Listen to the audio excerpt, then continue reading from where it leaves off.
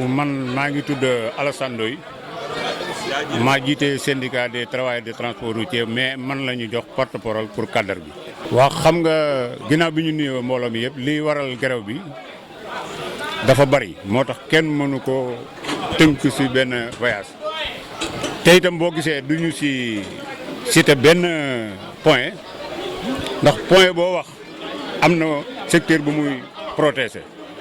boo bàyyi boobu secteur day wax ni man bokkuma ci préavis bi muy fukki point ak benn moo tax dañu lay wax ni la am nañu préavis bi yéen journalistes yi bu ngeen ko soxlaa ñu jox leen ko.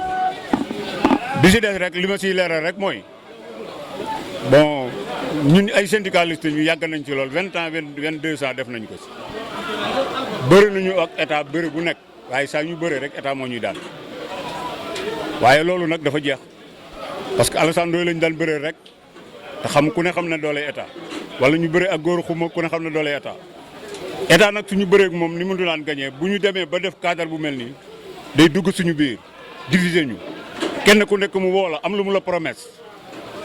loolu nag soo ko defee nit koo xamante ni bi yàlla dimbaliwu ko mën na laa fekk si li mu bëgg parce que nit li nga koy mën a naxee mooy li mu bëgg danañ leen jox oto fii dañ leen def nangam dañ leen def nangam te loolu seen njëriñ rek la du suñu njëriñ loolu lañ dem nag ba xam ni. loolu du njëriñ bu doon suñu njëriñ sax du njëriñ ñu jiital loolu moo tax ñu def benn cadre képp ku yëngatu ci transport di syndicaliste ñoo def benn cadre wër Sénégal yaakaar naa nag li ngeen gis fi su njaareem xam leen ni Sénégal gépp looloo fa nekk. état nag comme moom nee na xamul brassard rouge loolu Macky Sall la ko wax nee na xamul luy brassard rouge gis ngeen itam ni mu def secrétaire généraux syndical yi première mai dafa wax ni dañu wax ba pare mun leen li ngeen wax duma ko def.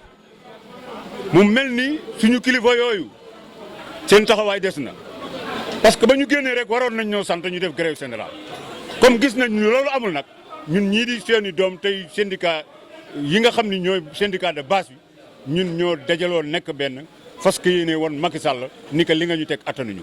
Gora Khouma, membre du cadre unitaire des transports routiers du Sénégal. Oui, le collègue l'a parlé. À chacun était dans son coin, faisant son propre syndicat, sa propre lutte. Nous avons jugé que cette lutte individuelle ne peut pas nous faire avancer. Donc il faut qu'on fasse une lutte commune. C'est pourquoi nous sommes concertés pour mettre sur pied ce cadre de concertation et d'action. Voilà, pour qu'on puisse parler le même langage et les mêmes actions, pour qu'on soit plus fort.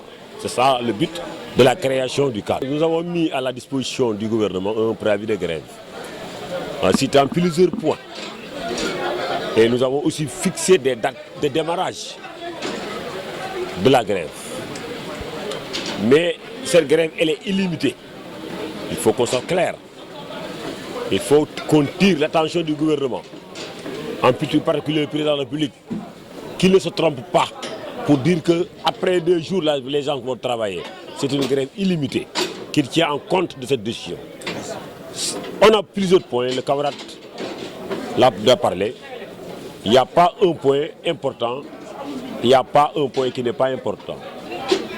Mais je vous signale que ce qui préoccupe à tout le monde, c'est les tracasseries. De la police, de la gendarmerie, de la douane et de l'Afrique pesage qui est le système de pesage. Ça prend en compte tout le monde. Il y a des points qui concernent une catégorie et non une pour une autre. Mais ce que je viens de dire, les tracasseries, prend en compte tout le secteur. Je peux me limiter sur ça. Assad l'a dit tout à l'heure, on ne va pas dire que tel point est important, tel point n'est pas important. De ce fait, on va se diviser. Donc tous les points sont importants et on va en grève pour relever ce défi. Xam nga li ñu wax ne point yi ñuy def jox gouvernement yëpp am importance.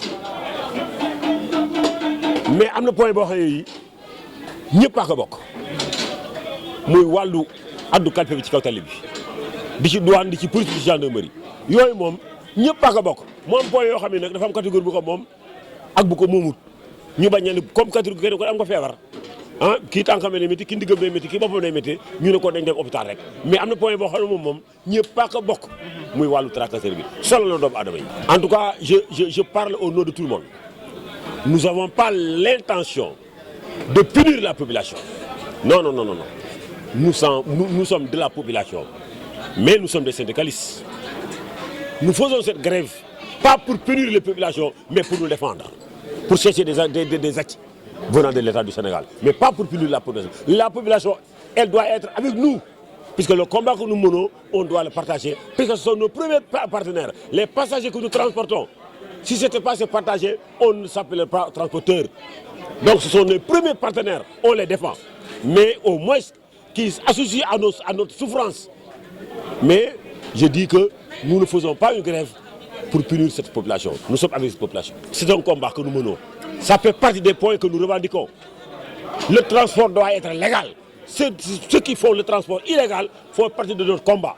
Et le jour J, on mettra face pour ceux qui font le transport illégal. ñoom métti waay boo xam ni xaj na ñoom syndicat yi kenn ku ne da doon dem di grève moom kese mais tey jii fukk yi ak ñeent ak 14 raisons yi ñoom ñëpp ñoo dajaloo pour def benn plaque de revendication comme ni leen ko syndicat yi waxee 11 points mi ngi ci biir lépp mi ngi ci biir. te waa Njaaram de juróomi point daal laa ci mën a wax yoo xam ni dina concerner ñëpp muy benn bi problème mu carte grise yi ngeen gis mu ak plaque yu blanc yi di door a xew. seen mutation mi ngi tolloon ci 12 000 francs 12 000 francs te yéen a gis président de la république bi mu jëlee permis am 10 000 la fay fi mu toll nii ñu ngi ci 32 000 pour benn permis bu dee benn agrément 7 500 lañ waxoon fi mu toll mi ngi ci 30 000 bu doon licence 7 500 lañ waxoon mi ngi ci 30 000 60 000 kon boobu point benn la ci waaye dafa concerné wu nag transport concerné leen sax yéen ñi nga xam da ngeen yor seen particulier parce que da ngeen di ñëw ci mutation boobu. boobu mooy premier point deuxième point mooy suñu njaboot yi nga xam ni seen âge dañoo demoon ci 22 ans 23 ans di am permis dañ koy yokk ba 30 ans te loolu yéen ñi seen i doom sax bu ñu amee 22 ans dañuy doon chef de service yor leen ñun ñu bëgg bàyyi suñu doom ba mu am 30 ans mu door am permis ñëw bëgg ñoo yor ñu ni loolu ñu ne ànduñu ci tey ànduñu ci ëllëg loolu mooy ñaareel point ñetteelu point nag mooy police yi gendarme yi ak douane yi te ñoom ñëpp nag fii ci Diourbel moom ñi ñu gën a sonal du ñu wax ni ñëpp nag ci la bokk waaye am na ci policiers yoo xam ni baax jigéewuñ ko am na ci gendarme yoo xam ne baax jigéewuñ ko am nañ ci douane yoo xam ne baax jigéewuñ ko am na ci ñu baax nag waaye am na ci ñoo xam ne baaxuñu te ñaareel ba ñun Njaaréem dañoo yaakaaroon ni su fekkente ni police de circulation yéen ñi nga xam ne gisu leen fu ñuy gisee police de circulation bu naan stop jàllal ma jàll loolu gisoo ko Njaaréem kuñ fi taxaw nga monté rek oto lay arrêté boo arrêté jox ma permis jox ma carte gis lu ci teg lamb sa poche jox ko wala doo dem bu leen seen salaire da doo doyut nag